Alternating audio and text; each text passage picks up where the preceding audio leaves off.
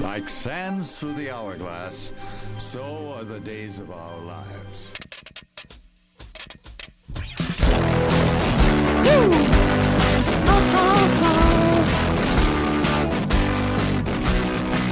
I'll take you for a ride on a garbage truck. Welcome, everybody, to Weiss Camera Action. I, of course, am your host, Aaron Weiss, alongside my wife, Erica J. Weiss. Well, howdy. And rounding out our trio, as always, is my own brother, Hey, howdy, hey. Alex Weiss.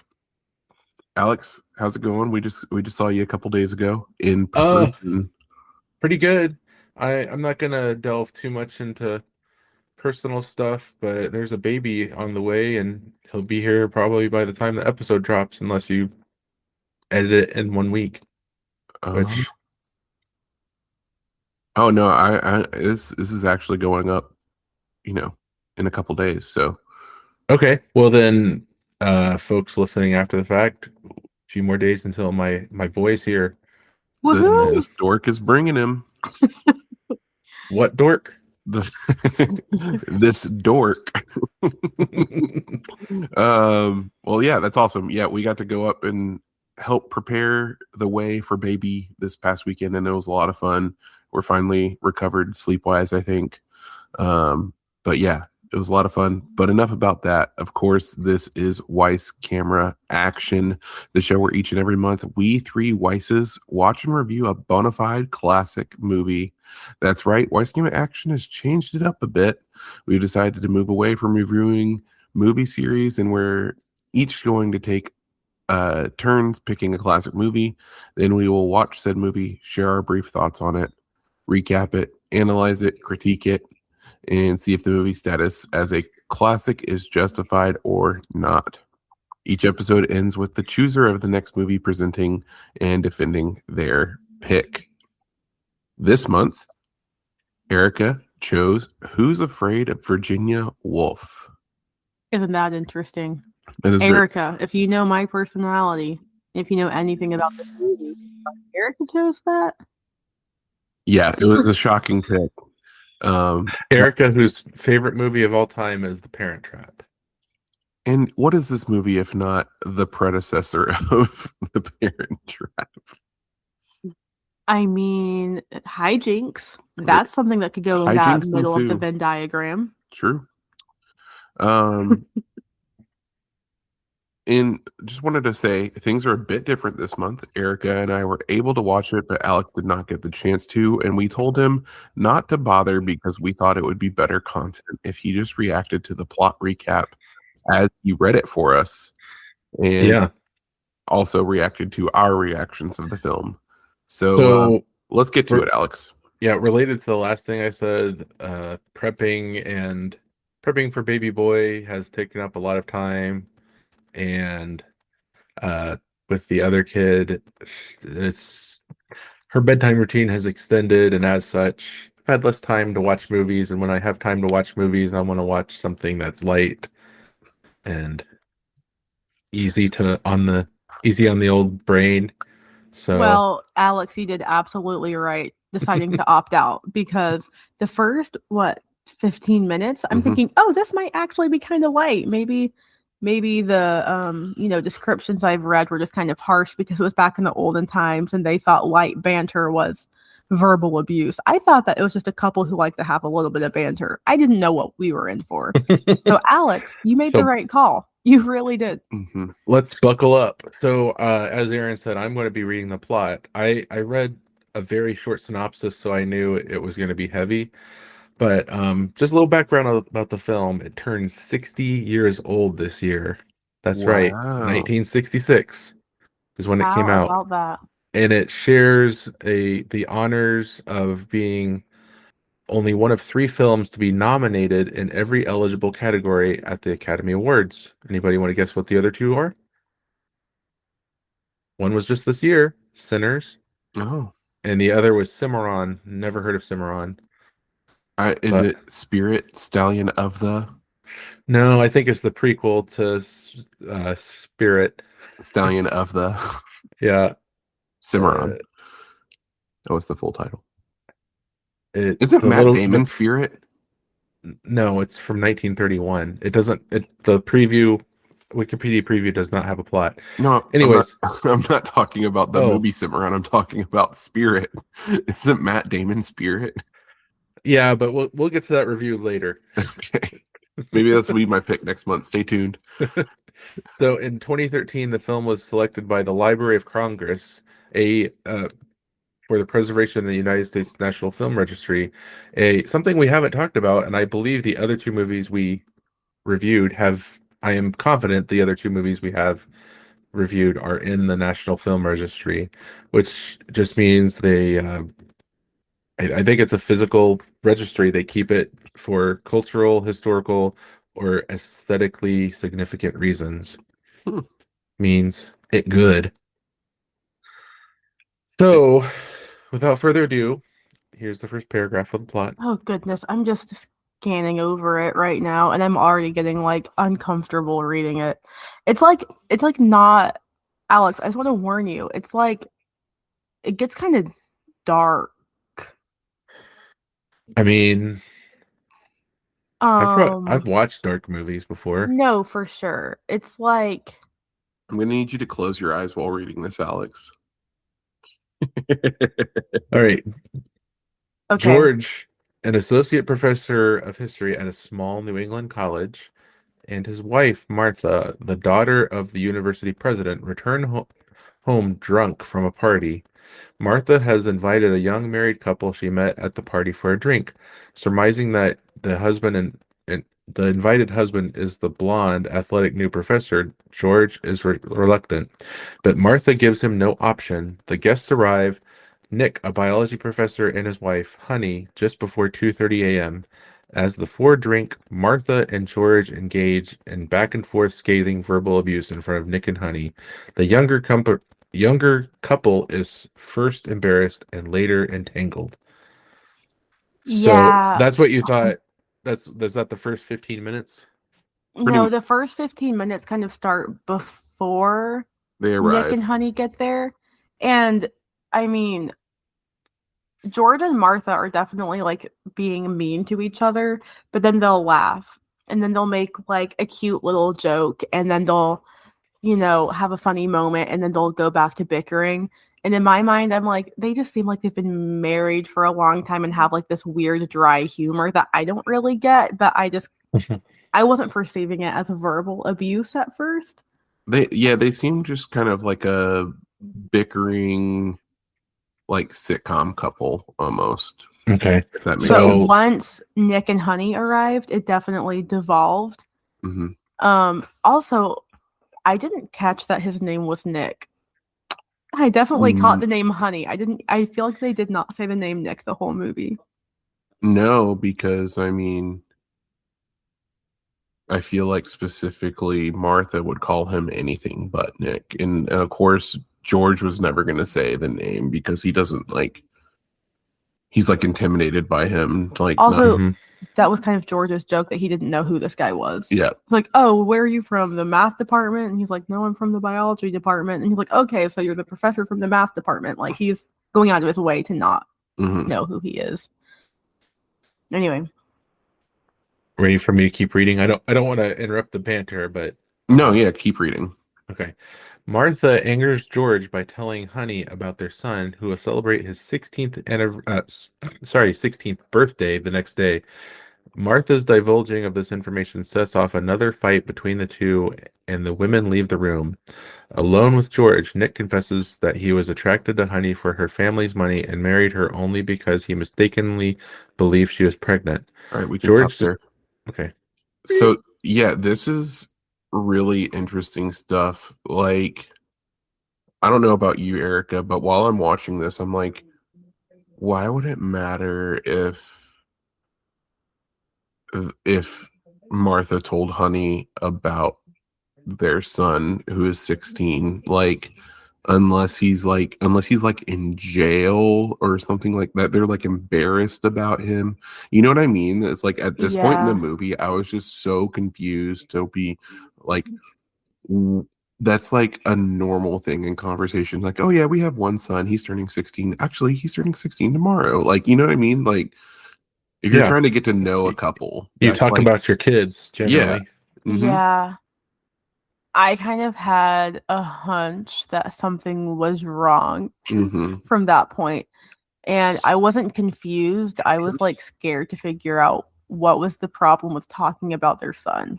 Right. I was like nervous. The whole So- time I thought he was going to be like in jail or in an asylum or something like yeah. that. Is this a source of contention, their son? Yes. Yes, big time. Okay. The other part was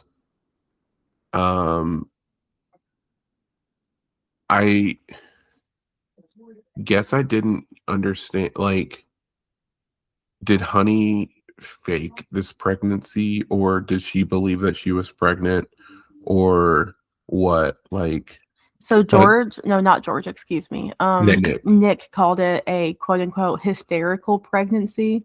So I guess that she had the symptoms of being pregnant without actually being pregnant, like developed somewhat of a baby bump and maybe had different Is changes it in possible other that ways. she was just late 1 month? That could definitely be part Yep. of it too.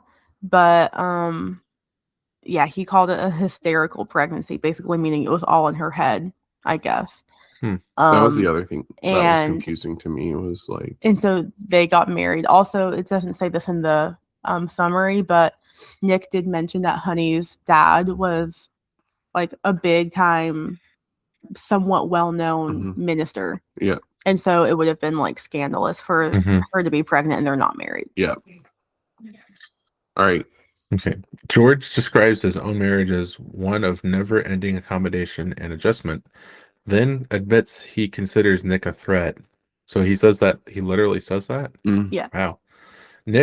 George also tells a story about a boy he grew up with who had accidentally killed his mother, yikes, and years later his father, and lived out his days in a mental hospital. Nick admits that he aims to charm and sleep his way to the top, and jokes that Martha would be a good place to start. Yep. So this conversation takes place They're probably outside on like a swing, like a kid swing. And we already know that George and Martha were drunk. It didn't really seem like Nick and Honey were coming into the night, but there are quite a few drinks in at this point. And also it's worth noting that the couple, like the men and the women, are separated at this point. So it's only George and Nick talking. So right now. Yes. Something we didn't say is this is based on a play. Right. So how play-like does this feel? It feels very play-like, I would say. It feels... The sets are pretty simple. Like I could see this scene where it's like they're just sitting on a swing outside the house talking. That could be very feasible to put on the stage. Yeah. Long takes and like not much camera movement. Yes. No. Well, I would say the camera movement lent itself towards the fact that they were drinking. So the camera starts off a bit more steady, and as the night goes on, the camera becomes interesting. Like as they're walking around, it looks like the camera guy is walking around too, and it's like maybe a little tilty and whatever. It's not as exaggerated as I'm making it sound, but I definitely noticed that there was some change in the cinematography to reflect the amount of drinking that was happening. And there's really only like a handful of scene changes. Right. It's like, there's not a lot of different It starts out with them walking from that party at the beginning to their house, and then there's quite a long time at the house, and then there's this scene right outside of the house for quite a while, and then they go back inside for a while, and then we'll see later that they end up driving. There's a car scene where they're driving, then they're in like a restaurant, and then kind of like that parking lot of the restaurant, and then they end up back at the house, and that's really it. Like there's really not that much like visual change. So that's what location change. That's what made it seem like to me very play-like. Yeah, and it might have been long takes. I don't really remember actually. Yeah, and being play-like isn't a negative. Like to me, it sounds like the advantage of this movie is the the progression of the night with the cinematography getting weirder, and Yeah. you'd have to convey that differently on stage. Right. Right. I mean, unless you want to just shake the whole stage. That could work. Or make all the people in attendance take Yeah. out some like wonky binoculars Yeah. to make everything So look crazy. you guys know what movie also has great cinematography and locations is Spirit Stallion of the Cimarron, review coming soon. From See, there DreamWorks is Pictures. something that y'all are talking about over there, and I just don't know what y'all are talking about. You don't know that movie? I've never seen. I I remember. wish. Maybe we'll do a bonus episode sometime this year. We'll watch Spirit Stallion of the Cimarron. If anything, we Manifest- need to be doing a Halloween special. Okay, that'll be the Halloween special. We watch a horse video. Oh, wait, it's like the movie Spirit with the horse? Yeah, Oh, it's I know that movie. the What were all subtitle those is called other words y'all Stallion. were saying? Stallion of the Cimarron. That's the subtitle. Oh, word. I know the movie. Okay.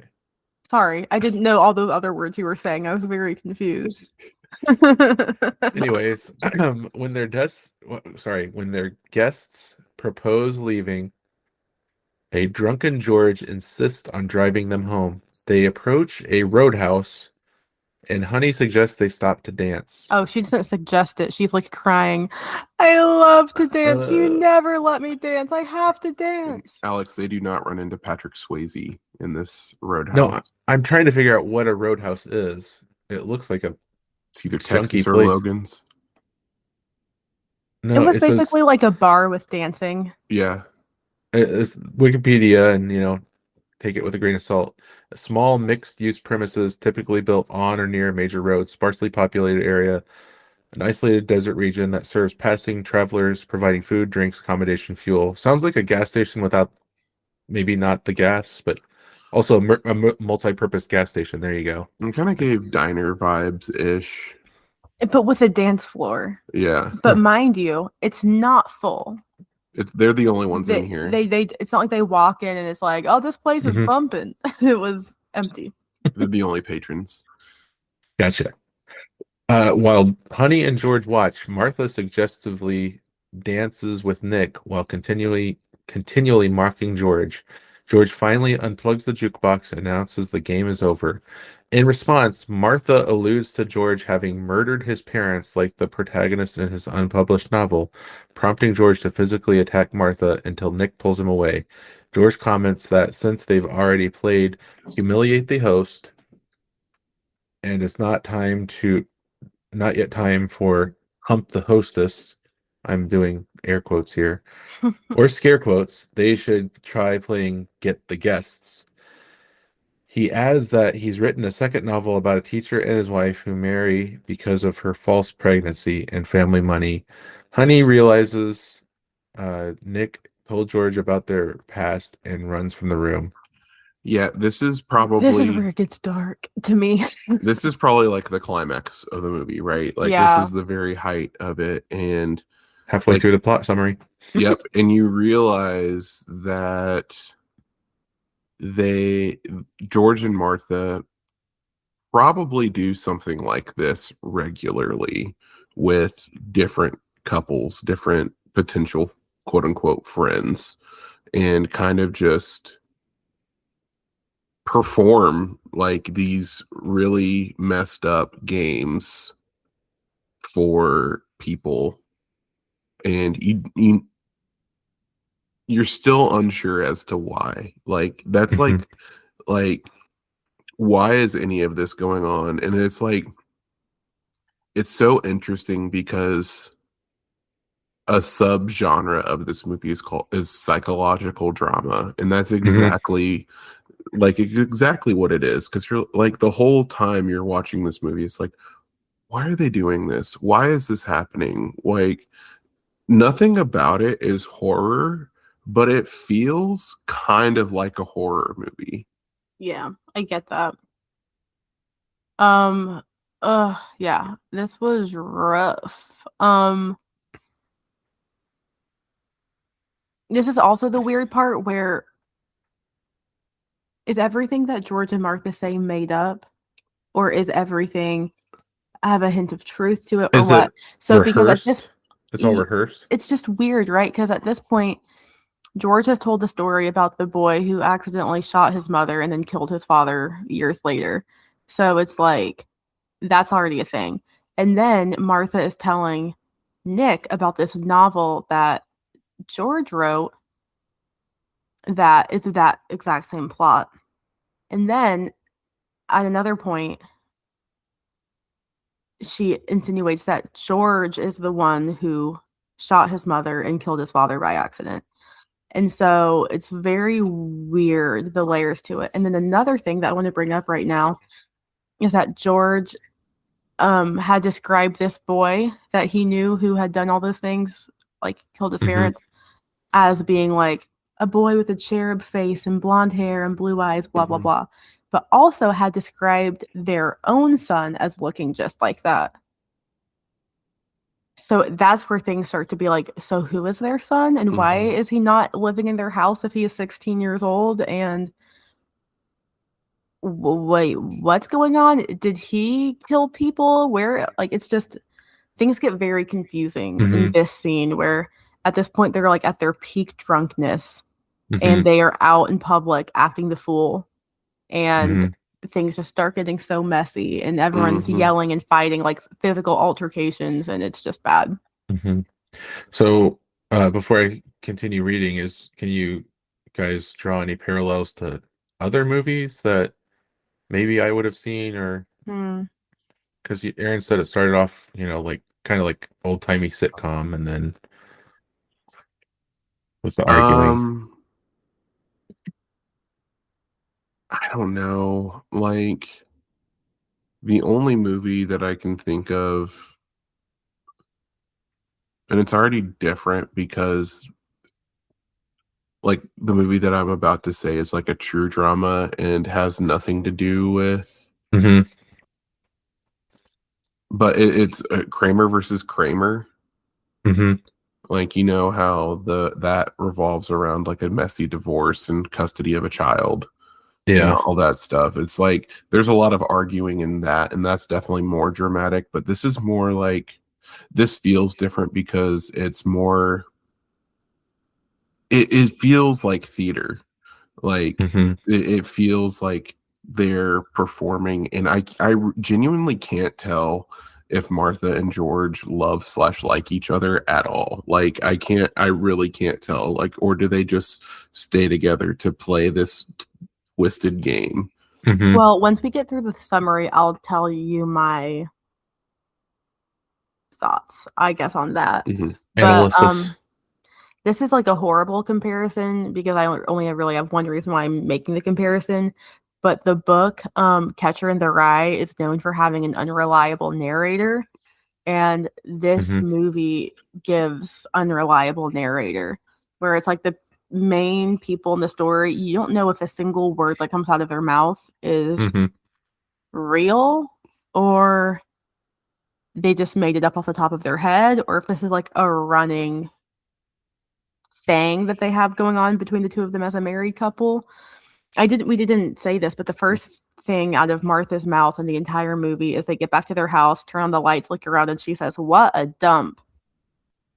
So that's what she says. And then she turns to George and says, "What movie did I get that from? That they say that in a movie. What movie?" So automatically we get told as the audience that Martha's going to say something that maybe she heard from somewhere else, or if something's going to come out of Martha's mouth that's not her own words, or it's made up, or it's fictional.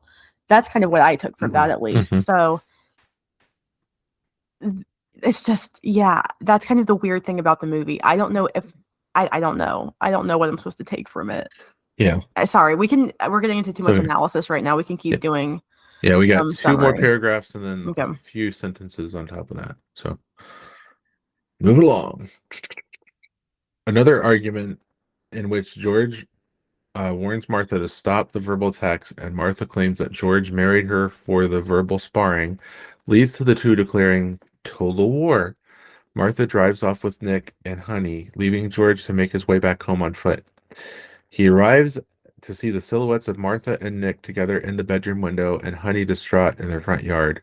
Through Honey's drunken babbling, George begins to suspect that her pregnancy was real and had been terminated secretly by abortion.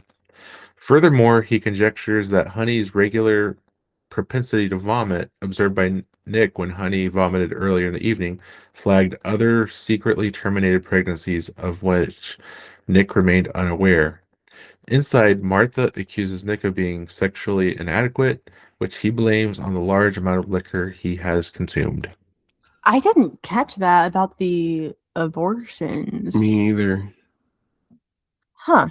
That's news to me, but it makes a lot of sense because, well, I mean, I don't know why she would do that, but No, I didn't get that sense at all. She had said multiple times throughout the night that she wants a baby. yeah, I thought we were supposed to take from it that she has some kind of underlying illness that, like, she can't get pregnant or something. yeah, That's what I took from it. I did not take she had been having these secret abortions. I did not get that at all. yeah. That'd be very interesting. I wonder if I just was zoned out at that part. Like, was that said in the movie and I completely missed it? Yeah, I mean, having not seen the movie, it says he suspects and conjectures, so it could all be in his, subtext and facial cues and not dialogue. So, Yeah. Maybe I'm not like picking up on that, I guess. I don't know. That's yeah. just not what I took from it. Well, as usual, we split this movie into 2 viewings, and our second viewing had a little bit longer in it, so we might have just been getting tired towards that part. Gotcha. Maybe. All All right. right. With the quartet together again, Martha and George resume arguing about their son, with each making lurid accusations about how the other negatively affected him. George finally ends the back and forth by dramatically announcing that he has received a telegram saying their son has been killed in a car accident. As Martha begs George not to kill their son, Nick realizes the truth. Martha and George had been unable to have children and filled the void with an imaginary son. George explains that their one mutually agreed upon rule was to never mention the son to anyone else. George killed him because Martha broke that rule by mentioning him to Honey. Dangerously confusing fantasy and reality. Get the guess. Unearthing Honey and Nick's secrets has neutralized their ability to gossip. The young couple departs awkwardly at dawn, leaving George and Martha alone. George starts singing the song Who's Afraid of Virginia Woolf? And Martha responds, I am, George. I am, while the two hold hands. So yeah, that happened. But the summary is kind of making it seem like it's more clear that Martha and George had been unable to have children. Mm-hmm. That's not explicitly said, Mm-mm. but that's what I took from it as well. That for whatever reason they never had a child, and they kind of had this running thing between the two of them where they imagined that they had a son. Yeah, I guess for reasons previously stated, my tiredness upon the second half of this movie, I didn't pick up on that, but that makes so much sense. But again, I mean, it's not like Nick is like, aha, you haven't been able to have children. This is an imaginary son. He did have a moment where he said, I'm finally realizing what's going on here. He said something like that out loud, but then he didn't finish the thought. Yeah. Yeah. I think that what's supposed to happen is at that point, the viewer also realizes what's going on here, and they can kind of fill in that thought for Nick. Gotcha. Yeah. Yeah. I think a lot of ways, Nick and Honey are the audience. And they kind of take turns being the audience throughout the movie. And yeah, sometimes it would be worth watching this again with my full attention. I don't know if I ever will, but it would be worth doing that, just to kind of pick up on those things. But yeah, I mean, just moving into some analysis and maybe some thoughts, like as uncomfortable as this movie got at times, I was just constantly in awe of the performances. Well, Like- Elizabeth Taylor won the Oscar for Best Performer or And so- Actress. So did Sandy Dennis. Oh, did she? Oh, Yeah. supporting actress. Yeah. Mhm. Well deserved. And I think Very they were well all deserved. nominated. So Yeah. I mean, it was like I said earlier, they were nominated for every category available. and like the performances were immaculate, and like I could just tell everything was so well written and crafted and acted and directed, and all of the like it's such a masterfully made movie that made me feel so uncomfortable. And I can't say that this is like the kind of movie that I can't say, oh, I enjoyed watching that, oh, I liked it, but it's like I can recognize that it was very masterfully made. And I mean, it is an art movie. Like, it is art. Yeah. I'm not usually someone who can pick up on like good acting. Mhm. I'm just like, if I'm watching a movie, I don't usually stop and think like, is this actor convincing me right now? Or I don't really have those kinds of thoughts. But what I did notice was every time Honey spoke, well, not every time, towards the end she got pretty dark, but at the beginning, every time she spoke, I just burst out laughing because her delivery was so funny. Mhm. Nick would be like, oh, here, let me help you up, and Honey would be like, Nick, I know how to stand up. Like, just, I don't, like, little funny things like that. And then the thing with the dancing being like, pull the car over, I love dancing, I need to dance. And just everything she said, she had such a cadence to her voice that was so funny. And what else was funny is that Martha's demeanor and like the way she spoke and the way she moved and her facial expressions, there were so many times where I'd be like, oh, she's reminding me of like this person I know in real life or that person I know in real life. Like, people who, well, I'm not going to say I know people who say all the horrifying things that she was saying, because she was being very disturbing at certain points, but like just kind of her mannerisms and her demeanor, like she just did such a great job portraying that and making it feel like somewhat knowable and also over the top and dramatic at the same time. So I remembered that once again, this is a directorial debut. Wow. So far we have 2 of those in our repertoire. Maybe Snow White was too. Who knows? Let me look. Oh, that was the one that had like 7 directors, but not a Yeah. Oh director. yeah. Right. But Citizen Kane and now this both Wasn't have, Snow White so good? so Snow White was so good. It's so light. Anyways, Did you have more analysis, or did you want Oh, to I have plenty. I have a notebook full. go Should for I it? just go for it? Yeah. yeah, just Sure. go just take a few minutes, and analyze. And analyze for sure. Yeah. Okay, so I've been doing this thing where I'm trying to take note of the opening shot and like the first few things that you see, because I was taught that's what you do. So you see the full moon. Oh, it's a black and white film. Did Yep. you say that? I didn't know it was going to be a black and white film, so I love that. Very cute, very demure. Classy. So classy. So our For our listeners, it is worth noting that it is black and white because this movie was in the late 60s, and by this time many color movies Yes. had been made. Exactly. So I just kind of kept with the feeling of it being Older than- old-timey, yeah. which I liked. Mhm. I need to look something up. But keep going. Yeah. I'm gonna look this up.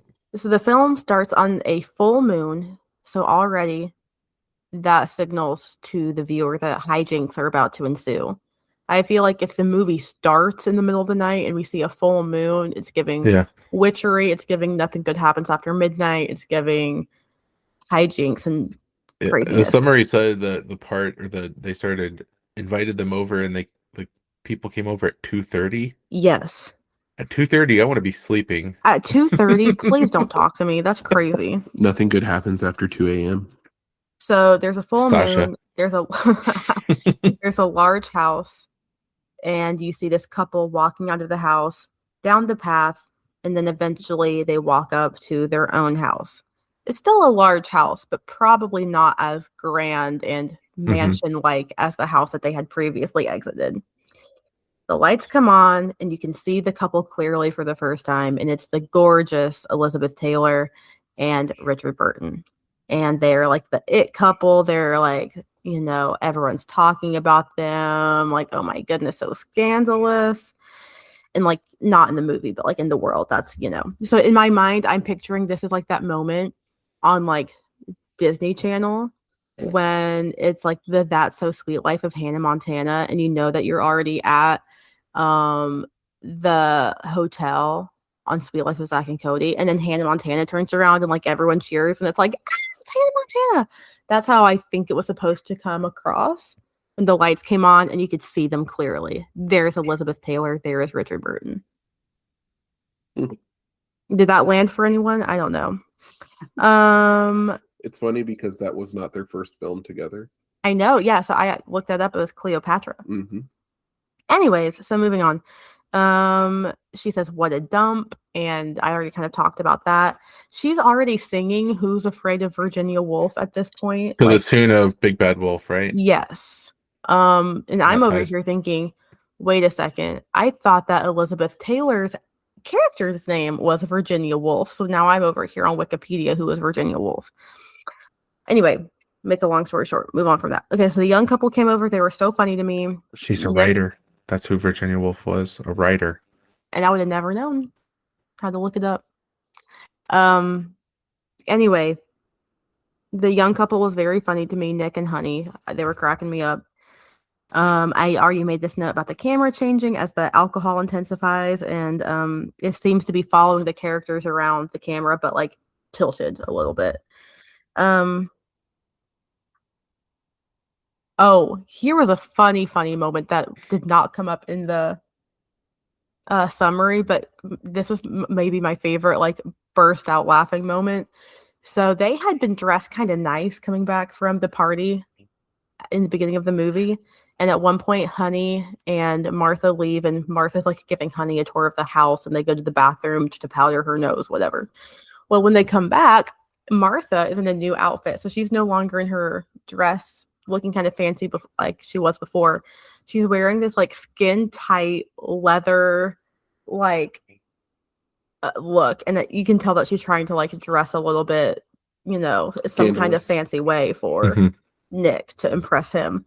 And when George sees her, he says, "Oh, Martha, your Sunday chapel dress." And it just made me laugh so hard that he was like, "You look ridiculous, and I'm going to pretend like it's your Sunday chapel dress." Oh, and at one point, Martha talked about her green eyes. And I thought that was bizarre because Elizabeth Taylor is very known for having like very blue eyes. But the movie is black and white. So I guess she could get away with talking about her green eyes.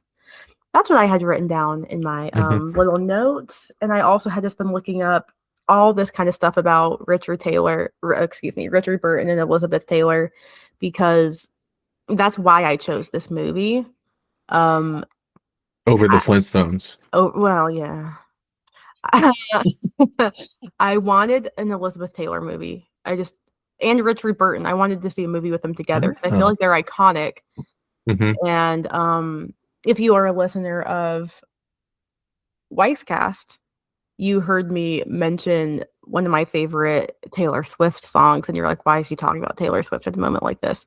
But Taylor Swift has referenced Richard Burton and Elizabeth Taylor in songs before. So I had like heard of them through Taylor Swift songs and had looked them up, and it was like they seem very interesting and like kind of the first it couple in Hollywood, like Brangelina before there was Brangelina and Kim Ye before there was Kim Ye. Like I wanted to like know a little bit more about them, so that's why I chose this movie. And yeah, they seem like their real life marriages, plural, because they were married twice and divorced twice. I just saw that. Were yeah, just as and they were not married just as crazy, but it seems like they were they married had while this movie was in production. Yes. When they made Yes. the movie. It seems like they had a crazy life together. Crazy, like, at least in the public eye, it seemed like things were very Mhm. crazy. I think that this movie also worked so well for them because it really did probably lean into their public persona of being like these crazy, unhinged, madly in love, but also like furious at each other kind of people, on Mhm. again, off again type of Mhm. thing. So I think that the movie probably mirrored their life kind of in a way. Yeah, it makes you kind of wonder how casting was done for this movie. Like, Mhm. I mean, they were together during this, so you probably got to assume that they were together during auditions, and I don't know. It's just it's really interesting that like this movie didn't necessarily bring them together. They were already together. Did that play into like did their chemistry play into them getting the roles? Mhm. Like were they cast at the same time? Um I bet you they were. I would almost guarantee that they were mhm. cast together. They got together in 1962. Met on the set of Cleopatra while they were both married to other people. Mhm. Richard Burton is Elizabeth Taylor's fifth husband, and she is his second wife. It's so wild. Yep. Yeah. Um This is the first time like a Hollywood couple was like making the front page and making headlines, and like pictures of them kissing secretly were like being circulated in like the news. dang. Yeah. Yeah, it's really wild. It started like that kind of Hollywood culture started. I mean, it started even further back than this, but Yeah. I guess more modern times, like you hear Hollywood stories like this every other day. Yeah, this is like if this was happening now, it'd be kind of It's like who like, oh, cares? there goes another actor doing actor things. Mm-hmm. All right, before I get to the next section, I don't have much to add except I will likely watch the movie and review it on Letterboxd because I intend to watch all of our movies. Cool. What are you surprised about, Erica? That I'm going to watch it? No, I'm surprised that you brought up Letterboxd because I forgot all about it and I still don't have my account. Womp womp womp. Womp womp. But yeah, like I said earlier, it was between, just comfort TV or this, and I chose comfort TV.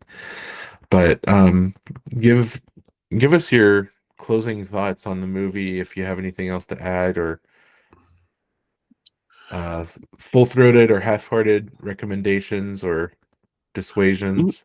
I actually am kind of interested in seeing this as a play. Mhm. I haven't historically been drawn to these very dramatic, these, yeah, very, very dramatic plays like this. Mhm. But I think with Erica's sister being a theater person as she is, I have seen quite a few like plays or vignettes that are leaning heavy into like the more serious side of drama, and so that makes me think that I would probably actually enjoy watching this as a play. Yeah, that's a good point. But yeah, I likely will not rewatch this film, even though I have nothing but like, I guess I really don't have anything but like good things to say about it. Like it made me feel deeply uncomfortable, but it was like very well, like I said, well crafted, well made, very well acted. Like it is on paper a great film that I am not drawn towards. Yeah.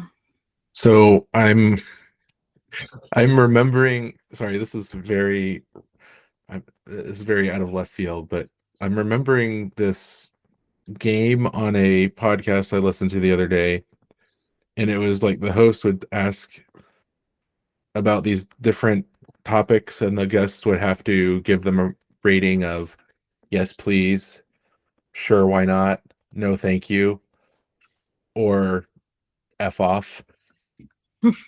So, based on those, what would you guys rate this movie? What was the one that was just below sure why not? No, thank you. Somewhere between sure why not and no thank you. Yeah. I would call it maybe just once but never again. How I feel about watching it. Yeah. Like, I actually am not mad that we watched it once. I'm Mm-mm. not like, Mhm. gosh, I really regret making that my March movie. I really don't. Like, I'm glad we watched it. It was so Mhm. different than anything I would have ever chosen to watch without doing this Weiss camera action project. So I Well, love that. that's the But I beauty don't of care to watch it getting into again. movies. Sorry. No, I'm done. Okay. That's the beauty of getting into movies, like, or I should say into cinema, not just like not just fun movies. You get to learn like uh you get to learn a little bit about the craft and what's not only been popular but like culturally significantly and aesthetically pleasing. Yeah. But Yeah, that's true. Man, my one last thing to say is I had been trying to figure out if there was some kind of social commentary on this movie mhm. because so George and Martha never had a child, but they pretended that they had a son. And the other couple, Nick and Honey, never had a child, but they thought Honey was pregnant and then she wasn't, and maybe she's been having these abortions, which it's not what I gleaned from the movie. I gleaned that she did want a child and was chronically ill and could not have one. So whatever the case is, it just seemed like these two couples that were unhinged, addicted to drinking, staying out too late, going to these parties in the middle of the night, like they had nothing better to do with their time other than just making up crazy games and drinking in the middle of the night. And I was thinking, is this a social commentary about couples with no children and like what they must do with their time Hmm. and like how they don't really have a direction in life because they don't have kids? Which, if that was the social commentary, I would like not agree with that. Although I'm definitely very pro having kids. Um, I I thought that was an odd commentary to make, but maybe I was reading into it. Maybe I was not supposed to. I don't know what you thought, but I kind of saw that as a possible theme or a possible like moral takeaway. Mhm. That's kind of the beauty of movies, right? It's like you can interpret it and take away from it what you want, what you But I don't glean. want to take that away from it because I disagree with that. Right. Yeah. Well, I'm just wondering if that was an intended commentary. right. And I think that's like the thing. Like, even if it wasn't, that's like a interesting thing to have interpreted Yeah. from it, even if you disagree Yeah. with it. Mhm. Anyway, that was my last little thing that I had. I'm All all right. out of thoughts. Well, as always, I'm going to rate this on the Simpson scale, and I found out that spoilers, it's a 6 on the Simpson scale. Oh. Wow. Despite there's a direct parody of this movie in one episode. I haven't seen the episode, but it's like a more recent one. But I don't know. My gut says because they just lifted the story for an episode, and it like it's not permeating in the show like Citizen Kane was. Like I still am convinced that Mr. Burns is like just a direct analog of Charles Foster Kane. But it's not as permeated as that one. Anyways, there is a dialogue exchange that's apparently the quotes say, "Allah, who's afraid of Virginia Woolf?" And this is from a different episode, which I have seen. And I'm just going to read the quotes. I'll try to do the voices. So Excellent. I don't know if this is actual dialogue from the movie or not. You guys tell me if it is. Our characters are Gloria S., John S., and Reverend Lovejoy. Reverend Lovejoy is the only person of prominence who's in the other episodes. So Gloria speaking first. Johnny boy hasn't been able to cut it man-wise for some time. Not that I'd want that stench of gin and sour defeat pressed against me. That's enough, Gloria. John, why don't you speak? She never cooks. She doesn't keep a house clean. She smokes and drinks. She talks profanely. She's the queen of the harpies. No, I'm not. Queen of the harpies. No, I'm not. Here's your crown. Your Majesty, Queen of the Harpies. Get away from me, you swine. So, First of all, clap it up for Alex for that Thanks. performance. That definitely feels inspired, but I don't think it's directly taken I from, don't think it's a direct but it could quote either. fit very well in it. but Yes. the context of that dialogue is from an episode where Homer gets like plastered drunk at a party and starts ogling the neighbor. Is it the neighbor? Yeah, it's the neighbor's wife. And apparently there's this other couple here that is arguing like the couple in Virginia Woolf. Well, that sounds fitting. Yep. So yeah, All right. Well, a Simpsons 6. 6 out of 10. You know what they say? Simpsons 6 is a Family Guy 10. 10. Next month we will be watching The Maltese Falcon, and boy do I have to defend this movie because I was looking it up pre-show and I realized that this movie bombed hard. And honestly, it doesn't really have accolades that I can find. I think it's got the same creative talent behind as Casablanca. Okay, that's pretty much what I can find. So it has that going for it.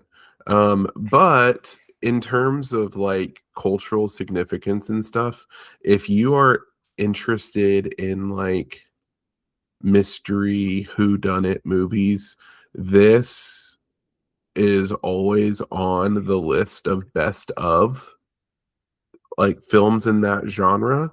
Man, I really want to watch this one. And I'm very interested in those types of films. And as someone who has viewed those lists and watched videos on YouTube about those lists, I have heard about it for years and years and have never attempted to watch it. And so I wanted to put it on the list for this year. And when I put it on the list, I promise you, I did not know that it was not like renowned. Well, it makes a ton of like best of lists. Mm-hmm. So to me, that's renowned. Right. Maybe that's me being like a little bit ignorant, like what actually makes a renowned It's movie, just, but- well, I mean, the other movies to this point had won an Oscar or that kind of thing. And this movie does not have those kind of accolades. You could say it paved the way for Casablanca. It paved the way for Casablanca. And, you know, we're a Humphrey Bogart house. So, well, yes, sure. two film nerd things here real quick. I forgot to say about Virginia Woolf. It's our first widescreen movie, even though I didn't watch it. I looked it up. It's our first widescreen movie. Oh, cool. And Maltese Falcon, like the Millennium Falcon. Millennium Falcon.